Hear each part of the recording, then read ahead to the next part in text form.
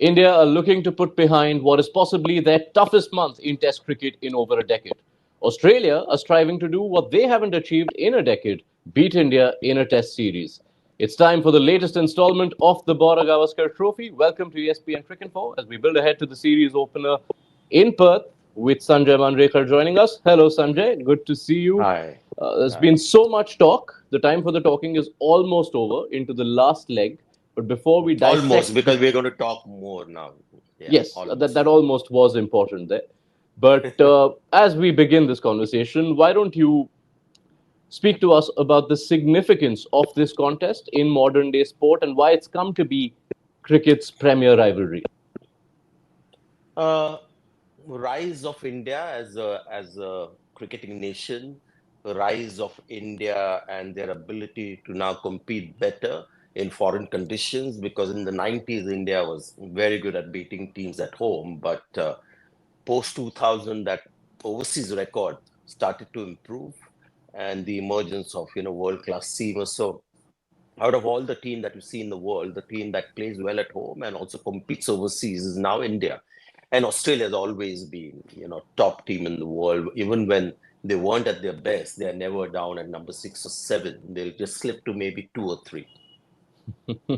Yeah, and add to that the ramifications of this series on the chances of both the sides making the World Test Championship final at Lords next year, and the stakes really can't get higher. Let's dive into it then, and let's do something different. All the talk seems to be around India, but let's start with the hosts, as we usually do. Because if it wasn't for the whitewash at the hands of New Zealand, Sanjay, India could have possibly entered the series as favourites. We have to state that Australia haven't played Test cricket since March. Theirs is also a batting lineup with its own questions, a new opener, Steve Smith moving back to number 4, no Cam Green, not a lot of runs for Labuschagne. How do you view Australia's Test health coming into this? I have a slightly different view. Even before New Zealand, I thought this was going to be India's toughest challenge, purely because of what had changed with India since the last time they went to Australia and won the two series. India is somewhat in a transitional phase, and some of their key batters were missing. Shami not being available is a huge blow. So their seam attack is not as scary as it was the last time. The first series win didn't have Steve Smith and David Warner. The second time they were there, but India had their full force. And again, I have to mention Pujara's contributions, and India with their bowling were a very balanced side. So New Zealand, had it not happened as well, this was always going to be the toughest of the three visits, including the last two, purely because of how India is hamstrung by the form of their key players, transition that is happening. So I believe New Zealand notwithstanding, this was always going to be a little more difficult than the earlier two trips. How do you view the Australian side and their own Test health? Not played Test cricket for a while. See, what I've come to realize, which is a factor with all teams around the world in Test cricket, is batting. Batting has become the most difficult thing to do, and I feel nice as a batter to say this. A lot of the modern players are struggling with, coming up with the skills and the goods that are needed to be consistent at the Test level. And Australia, their bowling looks really well stacked, so that's not a problem. And that is the case with South Africa as well, New Zealand, India. Their bowling has been pretty good. It's the batting that has become the toughest skill for all teams around the world. And I believe Australia have the same problem. I know there are some experienced players there. David Warner going out is not going to help matters. So I think they have a weakness, which is their batting. And I guess in some way you've got to say in Australia in the past, where you had the Michael Clarks and the Ricky Pontings, this kind of batting lineup just doesn't measure up with the kind of batting Australia have had in the past. So batting is going to be their issue. All right, let's look at India. They've just lost 3-0. They're missing significant personnel, including their captain, and they could potentially field their youngest 11 to start any test tour since 1947. About as backs to the wall as it can possibly get. Absolutely, because you're talking about key batter like a Virat Kohli or a form and all the others still untested somewhat in these conditions. So India go with one, almost like a certainty when it comes to the batting lineup, is Rishabh Pant, who's carried his form despite what happened in his personal life with that accident. His form continues. So he's the only batter in that lineup where you think, wow, we've got Rishabh Pant. Now India would have two or three. There would always be a Virat Kohli. There would be a Pujara to hang in there. Rishabh Pant has been there a couple of times. So, yeah, so uh, the batting, as I said, Rishabh Pant, and the bowling actually makes me a little, not as optimistic about India because a lot of the times, even in the T20 World Cup, their bowlers rose to the occasion and saved the blushes for India. This time round, barring Bumrah, I don't see anybody else with the kind of, the game-changing ability that a player has. Pant has it. Bumrah has it on current form. All the others, we're just hoping, that they hit their form and hit their peaks in Australia.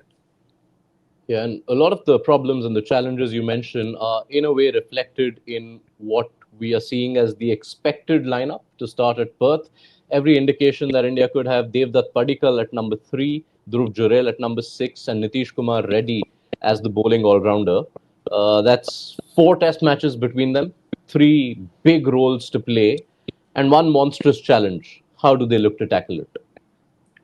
Uh, it's actually interesting when you look at the selection, you get an idea about the new partnership. The coach and captain, although Rohit Sharma isn't here, with Rahul Dravid and Rohit Sharma, the kind of playing 11s that got picked, and the partnership of Ravi Shastri and Virat Kohli, the kind of playing 11s that get picked. So I'm slightly in disagreement. Obviously, I have my playing 11 there on record. Devdutt Padikkal at number 3, I just hope it proves me wrong, and I'll be praying that it proves me wrong. It's just too much to ask of a player like a Padikkal. I would have just maybe gambled on somebody like a Dhruv Jurel, and also the fact that with Nitish Reddy, you further sort of reduce the quality of bowling per se. I would have gone with a quality spinner instead of a seam bowler and all-rounder to just fit in. He's no Shardul Thakur yet. Shardul Thakur became Shardul Thakur after the kind of performances that we saw. So they're hoping, and yeah, I just hope it works for India. But I just don't buy into this thing of having Padikkal at number 3, Dhruv Jurel down at number 6. Yeah, so let's hope it all works out in the end. Yes, Sanjay had given us his 11, the one he would like to see at Perth. You can catch that on the ESPN Cricinfo mobile app in the latest episode of Straight Talk with Sanjay Manjrekar.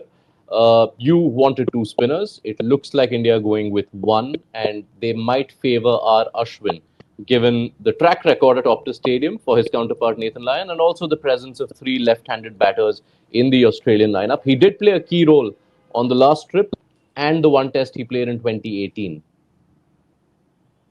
Ashwin has had 4 trips to Australia, if I'm counting correctly. So we know what That's right. Ashwin can do, in Australia.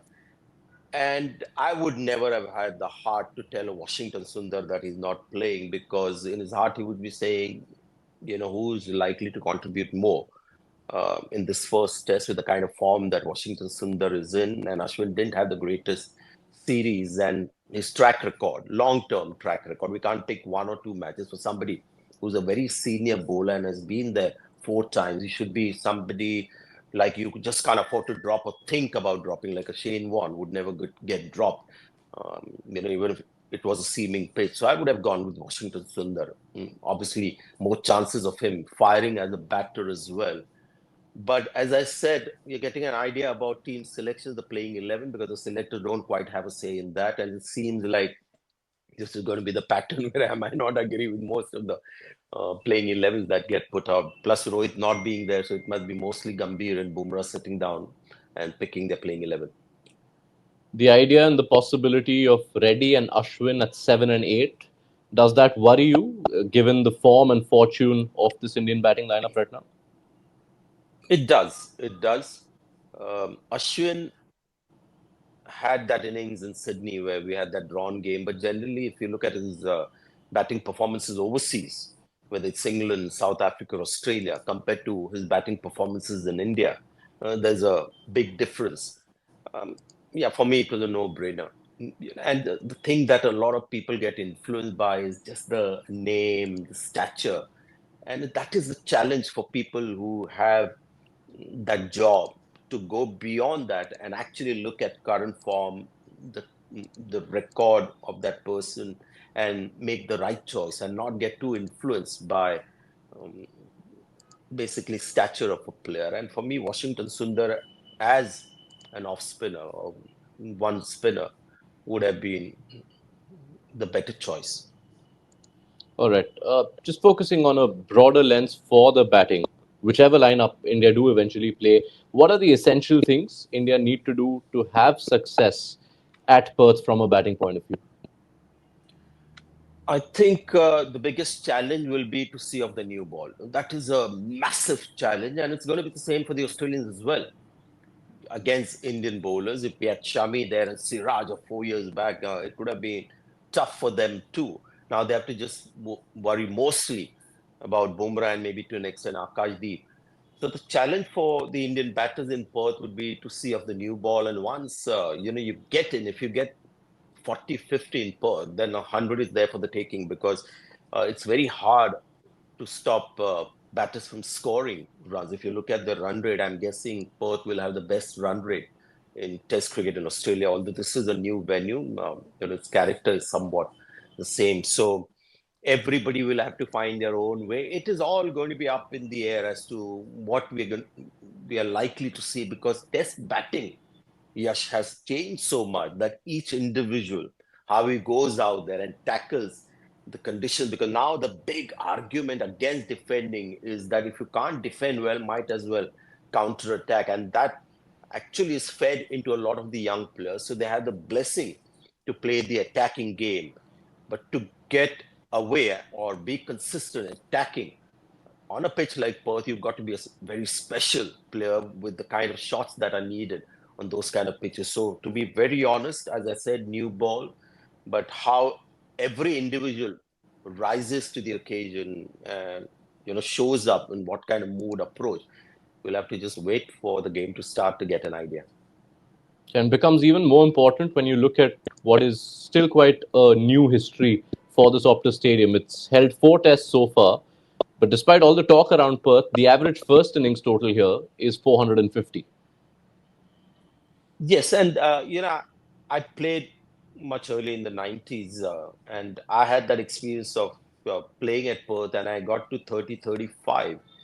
And you got this feeling, wow, this is enjoyable because the ball is coming out of the bat, and you just keep getting runs all the time. So if any batter, gets set, and I think that is going to be the key. That's why I believe batters down the order will have a better chance of cashing in. And if you look at um, Indian batters over the years, you'll see most of them would have been batters who got runs down the order at number 4, 5, 6, Pant being there as well. Pujara was a different case, but Virat Kohli, Ajinkya Rahane has had a few runs. So it just gets a little easier with that Kookaburra ball going soft. And that is the reason why I wanted somebody like a KL Rahul to come in a little later and be there with, Pant and some of the other lower order batters. All right, let's dive into the personnel because you've got Cummins, Stark, Hazelwood, and Lyon. That quartet against this Indian batting lineup, whether they can weather that collective storm of that quartet, is that going to have play a defining role in where this test and even this series goes? Yeah, it's an obvious sort of worry and concern for Indian fans because that bowling attack looks tremendous with experience, ability, and everything playing in home conditions. And uh, the converse is true for India with limited experience and all that. But I'm going to maintain this just because I want to be safe. It's become very hard to predict, how Test cricket will go and Test batting will go because you never know. There'll be somebody like a Sarfraz Khan who got 150. It was an eye opener the way he got it with control shots down to third man. What if he finds a way to score runs there. And what if Australia get a little rattled? The Rishabh Pant was going to be a lurking huge threat if the match is the low-scoring one for the Australians. So those are the factors that I'm aware of, and hence very difficult to know what's to expect. The obvious thing, obviously, is that I'll maintain this that the Indian batters, the Indian batting lineup that we have currently, um, amongst the last two, batting lineups, you got to say isn't quite, gives you the kind of confidence that you need. The other side of the coin is an intriguing one too, Sanjay, because Australia have had their own contentions with their batting lineup. The bowlers, India's bowlers exploiting Australia's batting frailties played such a key part of those last two series wins. Do India have the collective attack to do that again?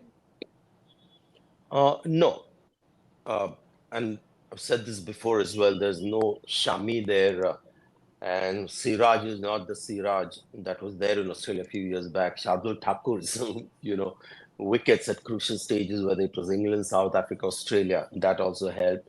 Although Ashwin has not had a huge impact in Australia on all his trips, but there were some promising performances there.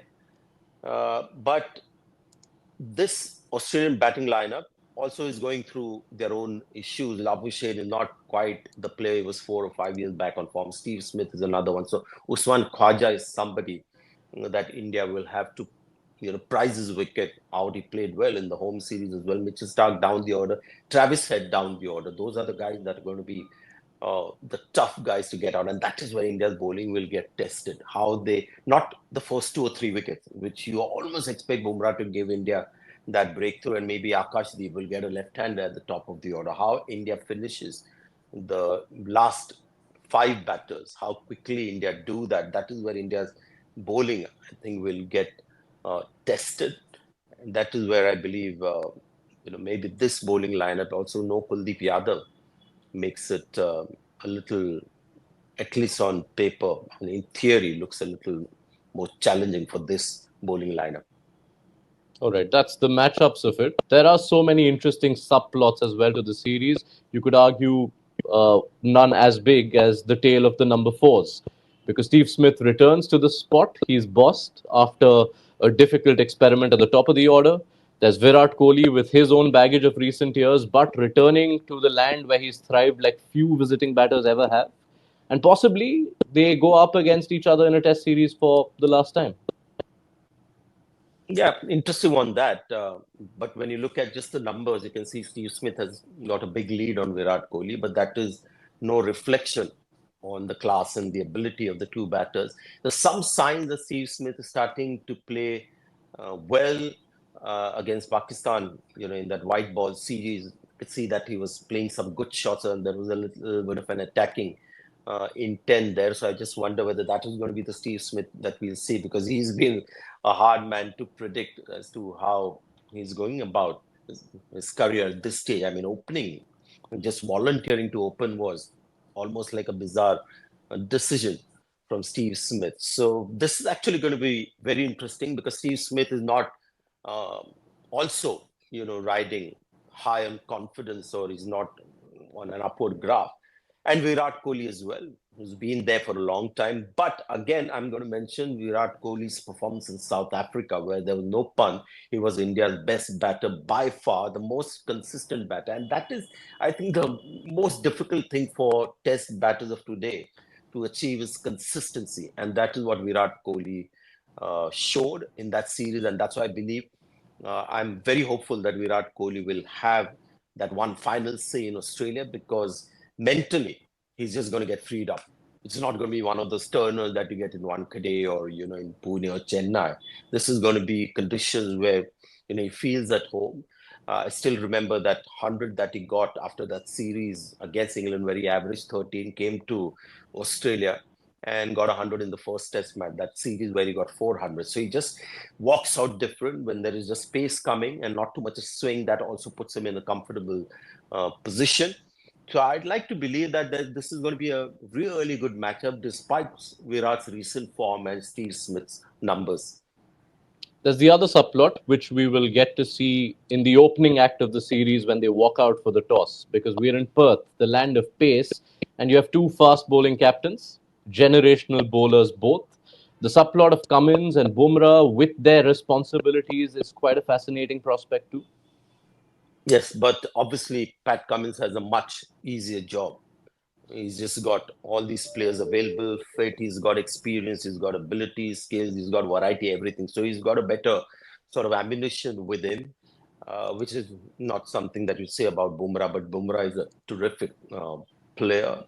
And I like the way he thinks as well. And I'm really glad that he's captaining India because it's something that he deserves. Shubman Gill being earmarked to be future captain and hence made vice captain was a very unfair call on Bumrah. So yes, it's a nice one that you pointed out to, class bowlers walking together. Very rarely has that happened, but Bumrah has the much more difficult fight on hand. But knowing the way he conducts his own business, I'm sure he'll try and make it really difficult for Australia with the blunted weaponry that he has.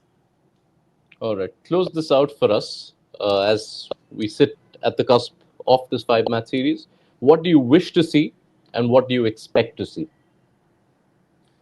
I've been very proud of this Indian team when they've traveled. In fact, now, playing at home, they've been more disappointing. They're missing key players.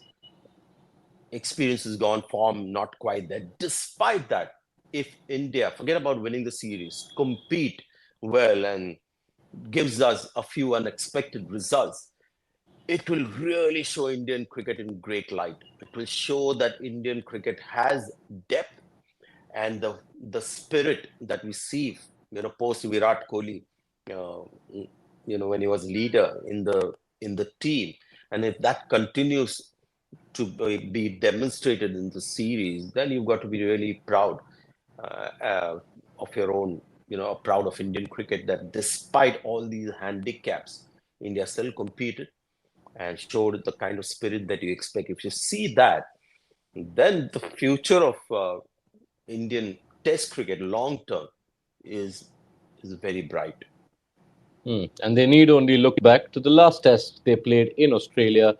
Rarely has a visiting side faced tougher odds than India had at Brisbane in 2021, but we all remember how that played out. Let's see what this installment has in store. Thank you so much, Sanjay, for setting up this new chapter of the Border-Gavaskar Trophy for us. And be sure to catch our coverage all through the Border-Gavaskar Trophy on ESPN Cricinfo.